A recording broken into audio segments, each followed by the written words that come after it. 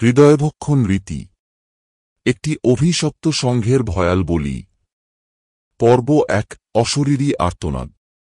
রাতের নিস্তব্ধতা ভেদ করে যখন চিৎকার ভেসে আসে তখন জানা যায় আজও কেউ বলি হল। রাত প্রায় ৩টে। গ্রামের শেষ প্রান্তে পোড়া জমির ধারে রক্তাক্ত শরীরটা পড়ে আছে। বুকের ঠিক মাঝখানে বিশাল এক ফাঁকা গহ্বর, যেন হৃদয়টা কেউ ছিঁড়ে নিয়েছে। কিন্তু ভয়ানক ব্যাপার হল ছেলেটা এখনো বেঁচে। শ্বাস নিচ্ছে, হাত পা নড়ছে, এমনকি ঠোঁট কাঁপিয়ে কিছু বলার চেষ্টা করছে। গ্রামের মূল গঙ্গাচরণ প্রথম দেখতে পান দৃশ্যটা। আতঙ্কে তিনি পেছনে হটলেন। আর তখনই ছেলেটি হঠাৎ গাজোড়া চিৎকার করে উঠল, ওরা আসছে!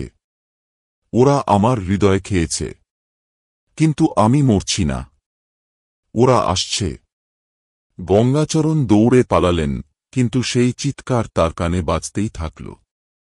কে এই ওরা? কারা হৃদয় খেয়ে নেয় তবুও মরতে দেয় না? গ্রাম জুড়ে কানাঘুষো শুরু হল।